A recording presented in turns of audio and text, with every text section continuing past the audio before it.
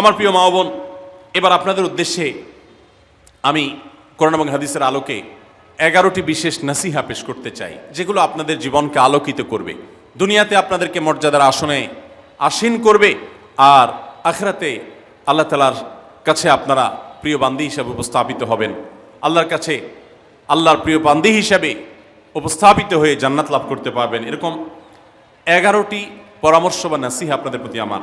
Number 1, কোরআন এবং হাদিসের জ্ঞান অর্জন করা। এটা সকল পুরুষ এবং নারী সকলের জন্য ফরজ। কোরআন এবং হাদিসের জ্ঞান অর্জন করা আমাদের জন্য ফরজ। আমরা অনেকেই আছি যারা ইসলামের ফরজ বিধিবিধানগুলো জানি না। আমাদের যেগুলো অবশ্য কর্তব্য সেগুলো আমরা অনেকে জানি না, শুধু নামে মুসলমান। গতানুগতিক কিছু কাজ করি, হাতে গোনা কিছু ইসলামের নামে কাজ করি, বাস মনে করেছি আমি মুসলমান হয়েছি। আপনাকে ঈমান সম্পর্কে জানতে হবে। আপনার ঈমান কিভাবে আনতে হবে, কি কোন কোন বিষয়ের প্রতি বিশ্বাস থাকতে হবে, কি বিশ্বাস থাকতে হবে, আল্লাহ সম্পর্কে বিশ্বাস থাকতে হবে। ঈমান সম্পর্কে অনেক ভুল ধারণা আমাদের আছে। আমরা আল্লাহ সম্পর্কে বিস্তারিত জানি না, আখিরাত সম্পর্কে জানি না, নবী রাসূল সম্পর্কে জানি না। এগুলো সম্পর্কে সঠিক জ্ঞান অর্জন করতে হবে। 5 ওয়াক্ত নামাজ এর বিধিবিধানগুলো, কখন কোনটা পড়তে হয়, ওয়াক্ত কখন থাকে কখন যায়, অনেক মহিলা আছেন জানেন না, অনেক নারীরা আছেন, অনেক পুরুষরা আছেন জানেন না। এগুলো জানতে হবে।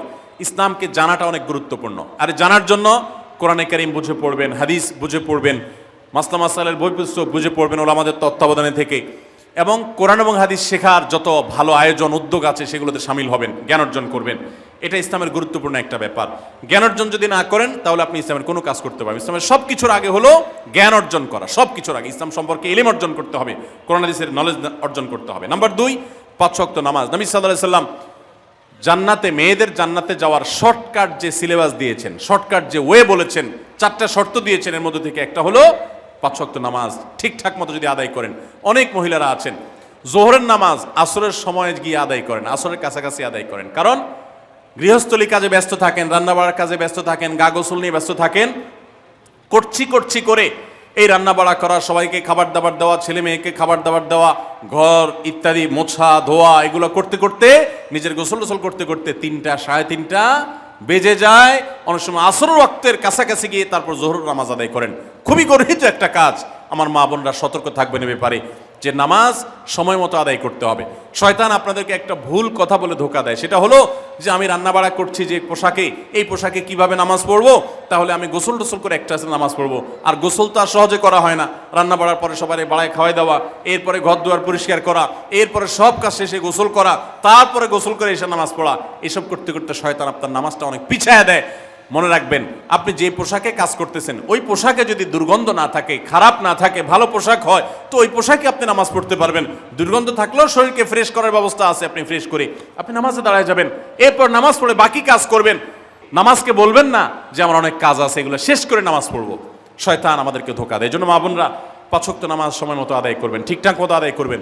অনেক মা বোনরা আপনারা নামাজ পড়েন, নামাজ হয় না। বাংলাদেশে বেশিরভাগ মহিলাদের, নারীদের মধ্যে একটা ভুল আছে নামাজ প্রসঙ্গে, সেটা হলো যে নামাজের মধ্যে সতরটা ভালো করে ঢাকেন না। সতর কি?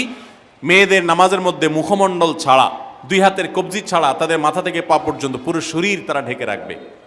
আজকাল নামাজের ওড়না পাওয়া যায়, এই ওড়নাগুলো পরলে এই মুখমণ্ডল ছাড়া 2 হাত এক সহকারে ঢাকা থাকে, এভাবে ঢেকে রাখতে হবে।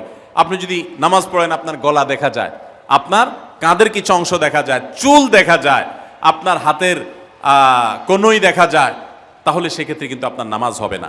যদি আপনার পুরো নামাজ জুড়ে এরকম খালি থাকে এগুলো, তাহলে নামাজ হবে না। অনেক বোনরা এটা জানেন না, তাহলে নামাজটা ঠিকঠাক মতো পড়তে হবে। জান্নাতে যাওয়ার জন্য এটা পূর্ব শর্ত, নাম্বার 2। নাম্বার 3, রমজান মাসে রোজা রাখা। রোজা রাখার ক্ষেত্রে আলহামদুলিল্লাহ মা বোনরা রাখেন সাধারণত, কিন্তু রোজা রেখে গীবত, মিথ্যা, শেকায়েত, মানুষের পিছনে সমালোচনা করা, এগুলো করলে রমজান নষ্ট হয়ে যায়, রোজা নষ্ট হয়ে যায়। এগুলো করা যাবে না, এগুলোতে বেঁচে থাকতে হবে।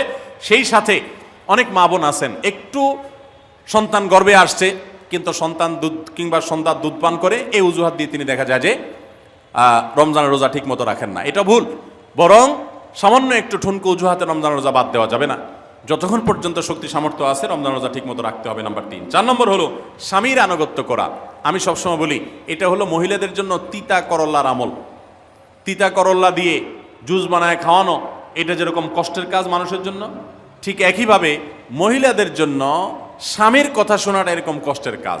অনেক মহিলা আছে নামাজ পড়তে রাজি আছি, রোজা রাখতে রাজি আছি, তাসবিহ তাহলিল করতে রাজি আছি, কোরআন পড়তে রাজি আছি, মগর পুরুষের স্বামীর কথা শুনবো না। কেন তার কথা শুনবো কেন? আমি কি কম বুঝি? এই মানসিকতা আজ পশ্চিমা অপসংস্কৃতির যে ছোঁয়া আমাদের সমাজে এসেছে, লেগেছে, এটার কারণে আমাদের মা বোনদের মধ্যে তৈরি হয়েছে। এটা কখনো আমাদেরকে সুখী করতে পারে না। একটা ছোট মুদি দোকানেও একজনকে দায়িত্বশীল মানতে হয়, একজন মালিক হয়, আর একজন অধীনস্থ হয়, একজন ম্যানেজার হয়, আর একজন তার কর্মী হয়।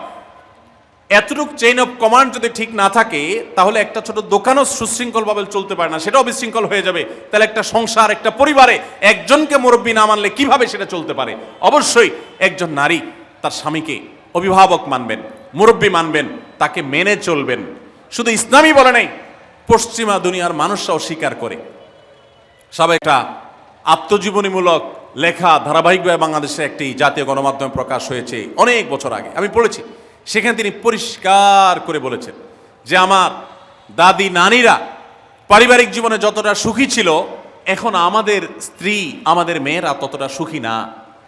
অথচ তাদের এত বেশি শাড়ি চুড়ি, এত বেশি সাজগোজ, এত বেশি সুখ সমৃদ্ধির উপকরণ ছিল না আজকের মেয়েদের যতটা আছে। পারিবারিক শান্তি তখন যতটা ছিল, এখন তার ধারে কাছেও নেই। এর অন্যতম কারণ হলো এটি যে আমরা পশ্চিমা অপসংস্কৃতির ছোঁয়ায় পড়ে শয়তান আমাদেরকে অতিরিক্ত স্বাধীনতার নাম দিয়া আমাদেরকে বলগাহীন স্বাধীনতার পথে নিয়ে গেছে, যেটা আমাদের ধ্বংস ডেকে এনেছে। এজন্য একজন গার্ডিয়ান, একজন অভিভাবক পরিবারে থাকতে হবে, তাকে মানতে হবে। আপনি নারী হিসাবে আপনার স্বামীটাকে যদি মনে হয় একটু বোকা কিসিমের, সে বুঝে না, আপনি অবশ্যই ডেফিনেটলি আপনি তাকে বোঝাবেন, আপনি তাকে আপনার মতামত বলবেন, তারও কর্তব্য আপনার মতামত গ্রহণ করা। কিন্তু এর মানে এই না যে আপনি তাকে ডিনাই করবেন, পাত্তা দিবেন না, অবজ্ঞা করবেন, তার কাছে জিজ্ঞেস করা ছাড়া যেদিক সেদিক যাবেন, যা খুশি তা করবেন, এটা উচিত না।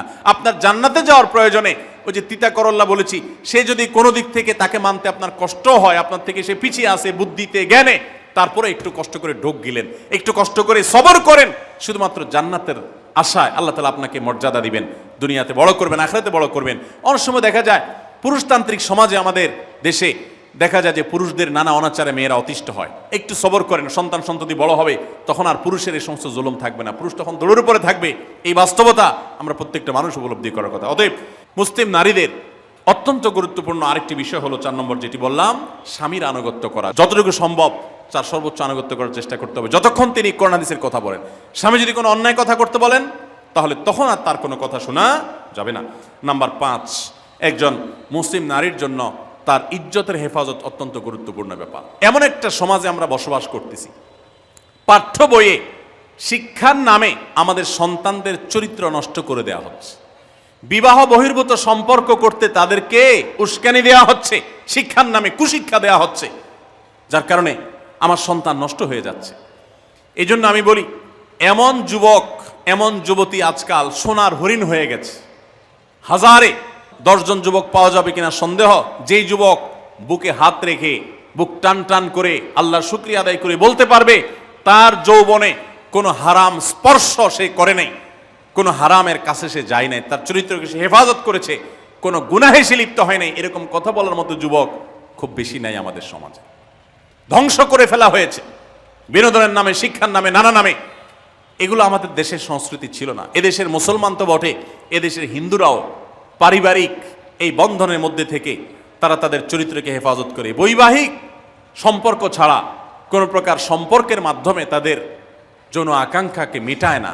এটা এদেশের মাটির, এদেশের কালচার, এদেশের মানুষের কালচার, এদেশের সকল ধরনের মানুষের কালচার, কিন্তু এদেশের সেই সংস্কৃতিকে ধ্বংস করে দেওয়া হচ্ছে ছোট ছোট বাচ্চাদের বইয়ে এই বিবাহ বহির্ভূত সম্পর্কের কথা বলে। এই জন্য সচ্চরিত্র এখন সোনার হরিণ হয়ে গেছে। নবী সাল্লাল্লাহু আলাইহি ওয়াসাল্লাম বলেছেন, মাইয়াজমান লি মা বাইনা লিহিয়াইহি ওয়া মা বাইনা রিজলাইহি আদমান লাহুল জান্নাহ। যে ব্যক্তি তার 2 চোয়ালের মাঝখানের অঙ্গ অর্থাৎ মুখ, আর যে ব্যক্তি তার 2 রানের মধ্যবর্তী অঙ্গ, তার লজ্জাস্থানকে হেফাজত করবে, অন্যায় খাতে ব্যবহার করবে না, এটার সংরক্ষণের দায়িত্ব এবং গ্যারান্টি যে ব্যক্তি নিজের ব্যাপারে নিজে নিবে, নবী সাল্লাল্লাহু আলাইহি ওয়াসাল্লাম বলেছেন, আমি তার জন্য জান্নাতের দায়িত্ব নিয়ে নিলাম। যে এটা 2টার দায়িত্ব নিতে পারবে, আমি তার জান্নাতের দায়িত্ব নিলাম। এবং নবী সাল্লাল্লাহু আলাইহি ওয়াসাল্লাম আরো বলেছেন, আকসারু মা ইউদখিলুন নাস আন-নার, মানুষকে সবচেয়ে বেশি জাহান্নামে নিয়ে যায় কোন জিনিসে? আল ফামু আল ফরজ, এই 2টি অঙ্গ, মুখ এবং লজ্জাস্থান। এই জন্য মা বোনরা, অনেকে আপনাদেরকে অনেক প্ররোচনা দিবে, অনেক গুনাহের পথে আহ্বান করবে। আপনাদের মেয়েরা স্কুল কলেজে পড়তে গেলে সেখানে অনেক অন্যায় আবেদন শুনবে, হারামের আহ্বান শুনবে। তাদেরকে সুশিক্ষা দিবেন যে আল্লাহ তাআলা তোমাকে যে চরিত্র দিয়েছে, এই যৌবন দিয়েছে, এটাকে যেখানে সেখানে ব্যবহার করলে হবে না। কিয়ামতের ময়দানে যুবকদেরকে আলাদা করে জিজ্ঞাসা করা হবে, তোমার যৌবনকালে কি করছো সেটা বলো, বুড়া বয়সে এসে কি করছো এটা ইম্পর্টেন্ট না, যৌবনকালে কি করে আসছো সেটার হিসাব দাও। যৌবনকে হেফাজত করার গুরুত্ব এত বেশি, আল্লাহ আলাদা করে জিজ্ঞাসা করবেন। এই জন্য মা বোনদের কর্তব্য তাদের মেয়েদেরকে, ছেলেদেরকে অসৎ চরিত্রতা থেকে হেফাজত করবেন, সংরক্ষণ করবেন, তাদেরকে বুঝাবেন, তাদেরকে সেবায় বড় করবেন যে বিয়ে শাদীর মাধ্যমে, সাংসারিক জীবনের মাধ্যমে তোমরা তোমাদের এই জীবনকে তোমরা উপভোগ করবে। আল্লাহ তাআলা তোমাদের জন্য যে নেয়ামত রেখেছেন সেই নেয়ামত তোমরা পাবে, কিন্তু অবৈধ উপায়ে কখনো তোমরা সেদিকে পা বাড়াবে না। যারা বাড়ায় তাদের দুনিয়াতেই ধ্বংস হয়, আখিরাত তো আছেই। এই অবৈধ সম্পর্ক করে সুখে থাকে খুব কম মানুষ। যারা যত বেশি এই জগতে যায় তারা তত বেশি অসুখী থাকে দাম্পত্য জীবনে। অতএব একজন নারী তার 5 নম্বর গুরুত্বপূর্ণ বিষয় হলো তার ইজ্জতের হেফাজত, লজ্জাস্থানের হেফাজত এবং তার চরিত্রের হেফাজত। আল্লাহ তাআলা আমাদের মা বোনদেরকে সেই তৌফিক দান করুন। অনেক সময় দেখা যায় যে সবই ঠিক আছে, আপনি সোশ্যাল মিডিয়াতে পুরুষের ছবি দেখে, ভিডিও দেখে আপনি হারাম আনন্দ পাচ্ছেন। আপনি ইমোতে, হোয়াটসঅ্যাপে, মেসেঞ্জারে বিভিন্ন পুরুষের সাথে অপ্রয়োজনীয় চ্যাটিং করছেন, কথা বলছেন, এবং সেখানে এই বেহুদা কথা থেকে অনেক অনাচার হয়ে যায়, অনেক সংসার ভেঙে যায়, অনেক পরকীয়া হয়, অনেক সংসার ধ্বংস হয়। এই জন্য আল্লাহ বলেছেন ওয়ালা তাকরাবুজ জিনা, জেনার কাছেও যেও না, চ্যাটিংই করতে যেও না, কারণ করতে গেলে তুমি ডুবে যাবা, পরে ফিরে আসতে পারবা না। ভয়ঙ্কর এক গুহা এবং ভয়ঙ্কর এক জগৎ। তো এই পথ থেকে আমাদেরকে বেঁচে থাকতে হবে। আল্লাহ আমাদের তৌফিক দান করুন। নাম্বার 6, মা বোনদের জন্য গুরুত্বপূর্ণ বিষয় হলো সন্তানদের লালন পালন করা। আপনি বাজার থেকে 2-4 কেজি আম কিনে খাইছেন, এটাতে আপনি যতটা সুখী হতে পারবেন, আপনি যদি একটা আমের গাছ লাগাই দিতে পারেন তাহলে তার চাইতে অনেক বেশি সুখী হতে পারবেন, আপনি বেশি লাভবান হবেন, আপনি মনকে মন আম খেতে পারবেন, আপনার বংশধররা খেতে পারবে। নিজে আমল তো করবেনই মায়েরা, বোনেরা, পাশাপাশি সন্তানদেরকে যদি আল্লাহ ভীরু বানান, মুত্তাকি বানান, পরহেজগার বানান, কোরআন হাদিস শিখান, তাদেরকে যদি পর্দা শিখান, তাদেরকে যদি চরিত্রের হেফাজত শিখান, তাদেরকে যদি ভালো মানুষ বানানো শিখান, তাহলে আপনি আম গাছ লাগানোর মতো ফলের গাছ লাগাই গেলেন, সওয়াবের গাছ লাগাই গেলেন, দুনিয়া থেকে চলে যাবেন। নেক সন্তানের আমল যেগুলো আপনি শিখাই দিয়ে গেছেন এগুলোর সওয়াব আপনি পেতে থাকবেন। ছেলেটাকে সূরা ফাতিহা নিজে শিখাবেন, মেয়েটাকে সূরা ফাতিহা নিজে শিখাবেন, নিজে ভালো করে শিখবেন, তাহলে মরণ পর্যন্ত এই ছেলে যতবার সূরা ফাতিহা পড়বে প্রত্যেক নামাজে আপনি কিন্তু সওয়াব পেয়ে থাকবেন, কারণ আপনি শিখাই দিয়ে গেছেন, আপনি শুরুটা করে দিয়ে গেছেন। এই জন্য মা বোনদের জন্য সন্তানদের লালন পালন করা, সন্তান দুধে ভাতে আছে কিনা, ভালো জামা কাপড় পরছে কিনা, এর চাইতে ইম্পর্টেন্ট হলো সন্তান আমার নামাজ পড়ছে কিনা, সন্তান আমার আল্লাহকে চিনে কিনা, সন্তান আমার কোরআন হাদিসের শিক্ষা পেয়েছে কিনা। সন্তান একজন স্কুলে যায় না, তার জন্য আমার মাথা খারাপ হলে, সন্তান একজন নামাজ পড়ে না এক ওয়াক্ত, তার জন্য আরো বেশি মাথা খারাপ হতে হবে। তাহলে আপনি দায়িত্বশীল মা হতে পারবেন, দায়িত্বশীল বাবা হতে পারবেন। মনে রাখবেন নবী সাল্লাল্লাহু আলাইহি ওয়াসাল্লাম বলেছেন প্রত্যেকটা শিশু জন্মগ্রহণ করে ভালো মানুষ হয়ে, কেউ জন্মগতভাবে খারাপ হয় না, ডাকাত হয়ে জন্মায় না, তবে তার মা বাপ তাকে নষ্ট করে। কারণ মা বাপ তাকে ঠিক মতো লালন পালন না করে, ভালো পরিবেশ দেয় না, খারাপ ছেলেফেলের সাথে মিশে, তখন সে নষ্ট হয়। এই জন্য আপনার দায়িত্ব সন্তান কার সাথে মিশছে, কোথায় যাচ্ছে, কি করতেছে, মোবাইলে কি দেখছে, সন্তানকে সময় দেন, মোবাইল টিপাটিপি বন্ধ করেন, তাদেরকে নিয়ে বসেন, তাদেরকে কথা শোনান, কোরআন হাদিস পাঠ করে শোনান, তাদেরকে ভালো পরিবেশ দেন, ভালো ফ্যামিলির, দিনদার ফ্যামিলির বাচ্চাদের সাথে তাদেরকে মিশান। ইনশাআল্লাহ আপনি আল্লাহর কাছে এর জন্য উত্তম বিনিময় পাবেন, সওয়াব পাবেন। নাম্বার 7, মা বোনরা বিশেষ করে আপনাদের জন্য গুরুত্বপূর্ণ হলো কৃতজ্ঞতা আদায় করবেন। পুরুষদের জন্য গুরুত্বপূর্ণ, কিন্তু মা বোনদের জন্য বিশেষ গুরুত্বপূর্ণ এই জন্য যে নবী সাল্লাল্লাহু আলাইহি ওয়াসাল্লাম বলেছেন, তিনি জাহান্নামে নারীদেরকে যে দেখেছেন, তাকে যে দেখানো হয়েছে মেরাজে, যে প্রচুর সংখ্যক নারীরা জাহান্নামে, এর অন্যতম একটা কারণ ছিল নেয়ামতের নাশকরি করা। পুরুষদের মধ্যেও নাশকরির কারণে বহু পুরুষ জাহান্নামে যাবে। মা বোনরা স্বামী এবং নিজের জগতে যতটুকু আল্লাহ তাআলা দিয়েছেন এতটুকুর উপর শুকর আদায় করবেন। আপনার স্বামী মানুষটা হয়তো মুখটা খারাপ, কিন্তু তার শরীরটা ভালো আছে, সে আপনাকে উপার্জন করে এনে খাওয়ায়। অনেক মহিলা আছে তার স্বামী হয়তো অ্যাক্সিডেন্ট করে পঙ্গু হয়ে গেছে, সে হয়তো বিছানা শুয়ে বাকি জীবন কাটিয়েছে, তার কষ্টের কোনো শেষ নাই। আপনার স্বামী হয়তো বা তার কোনো দিক থেকে দুর্বলতা আছে, আবার বহু দিক থেকে তার ভালো গুণ আছে।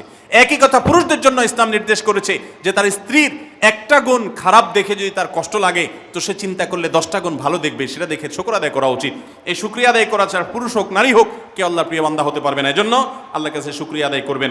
মায়েরা বিশেষ করে শ্বশুরের বাড়িতে যাওয়ার পর প্রথম অনেক কষ্ট হয়। আমি সবসময় বলি, শ্বশুর বাড়িতে যাওয়ার পর মেয়েরা আমাদের দেশে নানান জুলুম নির্যাতন সহ্য করতে হয়। শাশুড়ি বাঁকা চোখে দেখে, সব শাশুড়ি না, অনেক শাশুড়ি, অনেক সময় ননদরা বাঁকা চোখে দেখে।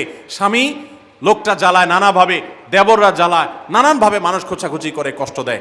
একটু ধৈর্য ধারণ করেন, আল্লাহ তাআলা আপনার সংসারে যখন 2-4টা সন্তান দিবে, এরা যখন বড় হয়ে যাবে, এগুলো সব আপনার বাহিনী হয়ে যাবে, তখন দেখবেন ওই বুড়া আস্তে আস্তে চুপসে গেছে, বুড়ার বড় কোনো গলা নাই, বড় কোনো কথা নাই, কারণ পোলাপান সব মায়ের পক্ষে থাকে, বুড়া সব আস্তে আস্তে সাইজ হয়ে যায়। এই জন্য মা বোনরা সবর করবেন, ধৈর্য ধারণ করবেন, খবরদার ধৈর্য হারা হবেন না, শুকর আদায় করবেন। নাম্বার 8, কখনো মুখ খারাপ করবেন না, গালিগালাজ করবেন না, অভিশাপ দিবেন না। অনেক সময় পোলাপান একটু উল্টাপাল্টা করলে তাদেরকে অনেক মা অভিশাপ দিয়ে দেন, গজব ঠাডা দিয়ে দেন, বদদোয়া করেন, মুখ দিয়ে খারাপ কথা বলে ফেলেন। এগুলো খুব খারাপ জিনিস।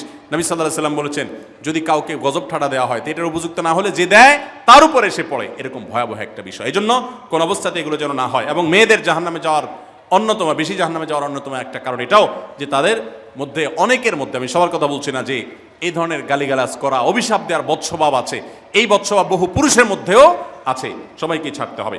নাম্বার 9, আত্মীয়তার বন্ধন রক্ষা করার পরে দায়িত্বশীল হতে হবে। স্বামীকে স্বামীর ভাই বোনের সাথে সম্পর্ক ভালো রাখতে কখনো বাধা দিবেন না। অনেক মহিলা আছে বোকার মতো কাজ করে। স্বামী যদি স্বামীর ভাইকে টাকা পয়সা দেয় সে অপছন্দ করে, স্বামী যদি স্বামীর বোনকে টাকা পয়সা দেয় সে এটাকে পছন্দ করে না, মা বাবার খোঁজ খবর বেশি নিলে তার কাছে ভালো লাগে না। এই মহিলা হলো নির্বোধ। কেন নির্বোধ? কারণ নবী সাল্লাল্লাহু আলাইহি সাল্লাম বলেছেন যে মান সাররাহু আন ইউবসাতালাহু ফি রিজকিহি আও ইউনসালাহু ফি আথরি ফালিয়াসিল রাহিমা, যে ব্যক্তি চায় তার রিজিকে আল্লাহ বরকত দেখ, তার হায়াতে বরকত দেখ, সে যেন রক্ত সম্পর্কে আত্মীয়দের সাথে সম্পর্ক বেশি ভালো রাখে। তাহলে আপনার স্বামীর রিজিক বেশি হোক, টাকা পয়সা বেশি হোক, তার হায়াতে বরকত হোক, এটা যদি আপনি চান তাহলে আপনি বরং তারা উৎসাহিত করা উচিত। তোমার ভাইটার খবর নাও, তোমার বোনটার বাড়িতে যাও, তোমার মা বাপের খেদমত করো, তাদের সাথে যত সম্পৃক্ত থাকবে আপনার স্বামীতে আল্লাহ তাআলা তত বরকত দান করবেন। এই জন্য তাকে সেটা করবেন। আবার পুরুষদেরও উচিত মেয়েদেরকে সুযোগ দেওয়া, তারা তাদের বাপ, মেয়েরও তো কর্তব্য আছে তার বাপ মার প্রতি, বাপ মার খেদমত করবে, বাপ মার জন্য হাদিয়া তোফা দিবে। অনেক পুরুষরা আছে মেয়েদের পাওনা অধিকারই দেয় না, হাদিয়া তোফা কোত্থেকে দিবে, তাদের মহরটাই দেয় না, তাদের হাত খরচ দেয় না। আলাদা কিছু হাত খরচ দেওয়া উচিত, যে তার মতো সে খরচ করবে, তার মা বাপের জন্য খরচ করবে। এগুলোর বিনিময়ে আমরা আল্লাহর কাছে জান্নাত পাবো। অতএব এই আত্মীয়তার সম্পর্ক রক্ষা করা গুরুত্বপূর্ণ। নাম্বার 10, সাদাকা করবেন। সাদাকা জাহান্নাম থেকে মুক্তির কারণ। নবী সাল্লাল্লাহু আলাইহি সাল্লাম জাহান্নামের ব্যাপারে সতর্ক করেছেন আপনাদেরকে, আমাদের সবাইকে। অতএব সাদাকা দিলে জাহান্নাম থেকে মুক্তির একটা পথ আমরা পাই, সুগম হয়। এবং নবী সাল্লাল্লাহু আলাইহি সাল্লামের সময় মহিলা সাহাবীরা তাদের গহনা খুলে আল্লাহর রাস্তায় দান করতেন। এজন্য মসজিদ, মাদ্রাসা, বিভিন্ন গুরুত্বপূর্ণ যে দানের খাতগুলো আছে সেগুলোতে বেশি বেশি দান করবেন, বেশি বেশি আল্লাহর রাস্তায় ব্যয় করবেন, যতটুকু তৌফিক আছে ততটুকু। এখন মহিলারা দান করবে কোত্থেকে? পুরুষরা মহরের টাকাই পরিশোধ করে না, বেচারে দান করবে কোত্থেকে? এই জন্য পুরুষরা দায়ী হবে, এবং মহিলারাও তাদের মহরের টাকা যেন অনাদায় না থাকে, তারা যেভাবে চেষ্টা করলে হয় সেভাবে চেষ্টা করবেন, এবং তাদের হাত খরচ আলাদা দেওয়া উচিত, এবং তারা পর্দার মধ্যে থেকে তাদের মতো উপার্জনও করতে পারেন, সেটাও শরীয়ত তাদের জন্য সুযোগ রেখেছে। যেভাবে হোক তারাও সাদাকার চেষ্টা করবেন। 11 নম্বর সর্বশেষ হলো সময়ের অপচয় করবেন না। এখন এমন একটা সময় চলছে বেশিরভাগ মানুষ জাহান্নামে যাবে, যেই কারণে আজকের যুগে সবচেয়ে বেশি আমরা বিপদগামিতার মুখে যাচ্ছি, যে কারণে সেটার অন্যতম হলো এই স্মার্টফোনের অপব্যবহার। আমরা অনেকে আছি টেলিভিশনের বিভিন্ন সিরিয়ালে আসক্ত, অনেকে আছি বিভিন্ন নাটক সিনেমায় আসক্ত, অনেকে আছি ফেসবুক এবং ইউটিউব এগুলোতে আসক্ত। বিশেষ করে মা বোনদেরকে বলছি, অনেকেই আছেন এখনো রিমোট ছাড়া তার পেটের ভাত হজম হয় না, সারাদিন রিমোট হাতে বসে থাকেন, একটার পর একটা সিরিয়াল এবং চ্যানেল পাল্টাতে থাকে। মনে রাখবেন, সফল ইমানদার হতে হলে এই অনর্থক কাজ না ছাড়লে আপনি সফল ইমানদার হতে পারবেন না। অনেকে নামাজে পড়ে আবার সিরিয়ালও দেখে, অনেকে আছেন ফেসবুকে ঘন্টাকে ঘন্টা, ইউটিউবে ঘন্টা ঘন্টা সময় নষ্ট করেন। এর জন্য আল্লাহর কাছে জবাবদিহি করতে হবে। কিয়ামতের ময়দানে আল্লাহ তাআলা কয়েকটা প্রশ্ন উত্তর দেওয়া ছাড়া একজন মানুষকেও নড়তে দিবেন না। এর ভিতরে একটা হলো যে তোমার সারা জীবনে কি অর্জন করেছো। সময়ের অপচয় করা যাবে না। সময় হলো জীবনের সবচেয়ে মূল্যবান সম্পদ। অতএব আল্লাহ তাআলা আমাদের সবাইকে জীবনের এই অমূল্য সম্পদ সময়কে সংরক্ষণ করার তৌফিক দান করুন। মা বোনরা, আপনাদেরকে আমি আল্লাহর ওয়াস্তে উপদেশ করতেছি, যারা বদভ্যাস আছে ফেসবুক ইউটিউবে ঘন্টা ঘন্টা পড়ে থাকার, প্রয়োজনে এগুলো সব ডিলিট করে দেন মোবাইল থেকে। প্রয়োজনে আপনি এই মোবাইল বিক্রি করে বাটন ফোনে চলে যান। নিজের বদভ্যাসকে নিয়ন্ত্রণ করতে না পারলে প্রথমে চেষ্টা করেন, এরপর না পারলে প্রয়োজনে বাদ দিয়ে দেন। আল্লাহর জন্য যদি ত্যাগটা করেন, কি আমাদের বলতে পারেন, আল্লাহ গুনাহ থেকে বাঁচার জন্য, তোমাকে খুশি করার জন্য আমি স্মার্টফোন পর্যন্ত রাখি নাই, বাটন ফোনে চলে গেছি। আল্লাহ তাআলা খুশি হবেন ইনশাআল্লাহ বিইذنিল্লাহ। বহু মায়েরা তাদের সন্তান নষ্ট হয়ে যাচ্ছে এই মোবাইলের আসক্তি, সিরিয়ালের আসক্তির কারণে। তাদের স্বামীর সাথে সম্পর্ক নষ্ট হয়ে যাচ্ছে এই সমস্ত আসক্তির কারণে। অনেক গুনাহের পথে তারা চলে যাচ্ছেন এই সমস্ত আসক্তির কারণে। এই জন্য এগুলোকে নিয়ন্ত্রণ না করলে আপনি কখনো নেককার হতে পারবেন না। আপনার সন্তানকে মোবাইল দেখে খাওয়াবেন না। আমি আমার সন্তানকে মোবাইল দেখে খাওয়াই না। আমরা সব জায়গায় বলি মোবাইল দেখা, কার্টুন দেখায়, মোবাইল দেখায় বাচ্চাকে খাওয়াবেন না। বাচ্চা কাচ্চা এখন ক্রেজি হয়, আধপাগল কিসিমের হয়, জিদি হয়, বদমেজাজি হয়, ভাঙচুর করে। কেন হয়? কারণ সারাদিন আপনি ওর মোবাইলে কি দেখান? কার্টুন দেখান। কার্টুন মানে কি? মার মার, কাট কাট, হ্যাঁ, সব কিছু ধ্বংস করে ফেলা, গুলি করা, বোমা মারা, হ্যাঁ, সাপ হয়ে সব খেয়ে ফেলা, এটাই তো। এগুলো বাচ্চাদেরকে ক্রেজি করে, বাচ্চাদেরকে মানসিকভাবে অসুস্থ করে, ধ্বংস করে দেয়। তাদেরকে ফিজিক্যাল খেলাধুলা, শারীরিকভাবে করতে পারে এরকম খেলাধুলার ব্যবস্থা করেন, দৌড়াদৌড়ি করার ব্যবস্থা করেন। বাচ্চারা সুস্থ থাকবে, ভালো থাকবে। মোবাইল থেকে তাদেরকে বাঁচান, টেলিভিশন থেকে তাদেরকে বাঁচান, এবং কার্টুন থেকে, ভিডিও গেমস থেকে তাদেরকে বাঁচান। না বাঁচাতে পারলে আপনার দুনিয়া আখিরাত সব ধ্বংস হয়ে যাবে। অতএব আজকের এই মাহফিল থেকে আসুন, প্রতিজ্ঞা করি যে আমরা সময় নষ্ট করব না, সময়ের অপচয় করব না, প্রয়োজন ছাড়া মোবাইল হাতাহাতি ঘাটাঘাটি করব না, ঘন্টায় ঘন্টা মোবাইলকে সময় দিব না। অনেক মেয়েরা আছেন, অনেক পুরুষরা আছেন, এই একটি অপকর্মের কারণে তার শিক্ষা জীবন ধ্বংস হয়ে যায়, চাকরি নষ্ট হয়ে যায়, ব্যবসা লাডে উঠে, মা বাবার সাথে সম্পর্ক নষ্ট হয়, স্বামী স্ত্রীর সম্পর্ক নষ্ট হয়, সাংসারিক জীবন ধ্বংস হয়ে যায়, সব কিছু ধ্বংস হয়ে যায় শুধু এই মোবাইল ফোনের অনিয়ন্ত্রিত ব্যবহার করার কারণে। যারা মোবাইলকে নিয়ন্ত্রণ করতে পারেন না, ডাইরেক্ট হয়ে গেছেন, সারাক্ষণ হাতে হাতে মন চায়, তারা একটা শক্ত সিদ্ধান্ত নেন, প্রয়োজন আমি স্মার্টফোন বিক্রি করে দিব। 6 মাস 8 মাস আপনি কিছুদিনের জন্য, 1 বছরের জন্য বাটন ফোনে চলে যান, এরপর আবার ব্যাক করলে আশা করা যায় আল্লাহ আপনাকে হেফাজত করবেন। এবং ইসলামের নাম দিয়ে, অনেকে বলে আমি ইউটিউবে ওয়াজ শুনি, ফেসবুকে ওয়াজ শুনি, ওয়াজের নাম দিয়া আপনি যে কি করেন কি না করেন সেটা আপনার আরশের মালিক সবই জানেন। অতএব যে ওয়াজ শুনতে গিয়ে আপনার আকাম কুকাম করা লাগে, খারাপ জিনিস দেখা লাগে, ওই ওয়াজ শোনার কথা আপনাকে ইসলাম বলে নেই। আল্লাহ তাআলা আমাদের সবাইকে সবগুলো বিষয় আমল করার তৌফিক দান করুন। আমরা আবারও বলছি, আজকে আমাদের মা বোনদেরকে লক্ষ্য করে বিশেষ করে যে 11টি করণীয় আপনাদের জীবনকে সোনালী জীবনে পরিণত করতে পারে, আপনাদের জীবনটাকে সমৃদ্ধ করতে পারে, সুখী করতে পারে, এবং আল্লাহর কাছে আপনাদেরকে জান্নাতের উপযুক্ত করবে। কিয়ামতের ময়দানে সুন্দর হাসি, সুখের হাসি, তৃপ্তির হাসি আপনাদেরকে হাসাবে ইনশাআল্লাহ। সেই 11টি নসিহা, সেই 11টি বিষয়ের প্রথমটি হলো কোরআন এবং হাদিসের জ্ঞান অর্জন করবেন। অনেক ভালো ভালো বই আছে কোরআন হাদিস ভিত্তিক, সেগুলো পড়বেন। দিন শিক্ষার যত আয়োজন আছে সেগুলোর সাথে সম্পৃক্ত হবেন। অনলাইনে অনেক কোর্স করা যায়, সেগুলোতে আপনি সম্পৃক্ত হতে পারেন। যেভাবে হোক আপনাকে কোরআন হাদিসের কথা জানতে হবে। আল্লাহ কি বলেছেন, রাসূল সাল্লাল্লাহু আলাইহি ওয়াসাল্লাম কি বলেছেন, মাসালা মাসাইল কখন কি করা উচিত, কোরআন হাদিসে কি বলা আছে, এগুলো জানতে হবে আপনাকে। যতটুকু সম্ভব জানার চেষ্টা করবেন। নাম্বার 2, 5 ওয়াক্ত নামাজ সঠিকভাবে আদায় করবেন, সময় মতো আদায় করবেন।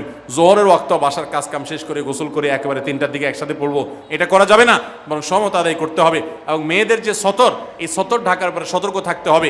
পুরো শরীর মুখমণ্ডল ছাড়া যেন ঢাকা থাকে, চুল, গলা, হাতের গোছা, কনুই, এগুলো যেন দেখা না যায়, খেয়াল রাখতে হবে। এবং নামাজ ধীরে ধীরে পড়তে হবে। অনেক মহিলা অনেক দ্রুততার সাথে নামাজ পড়েন, এবার পড়লে হবে না। নাম্বার 3, রমজানের রোজা ঠিক মতো রাখতে হবে, যথাযথভাবে রাখতে হবে। রোজা রেখে গিবত, শিকায়েত, মিথ্যা, গালমন্দ এগুলো করা যাবে না। নাম্বার 4, স্বামীর আনুগত্য করতে হবে। নিজের কাছে খারাপ লাগলেও একটু সবর করতে হবে, যতক্ষণ পর্যন্ত স্বামী ন্যায়সঙ্গত কথা বলে, অন্যায় কাজ করতে না বলে, গুনাহের কাজ করতে না বলে, ততক্ষণ পর্যন্ত তার কথা মানতে হবে। নিজের খারাপ লাগলেও মানবেন, আপনার জান্নাতের প্রয়োজনে, সুশৃঙ্খলার প্রয়োজনে, পারিবারিক শান্তির প্রয়োজনে। ইনশাআল্লাহ আপনি সুখে থাকবেন দুনিয়া এবং আখিরাত উভয় জগতে। নাম্বার 5, নিজের ইজ্জত সম্ভ্রম হেফাজত করবেন।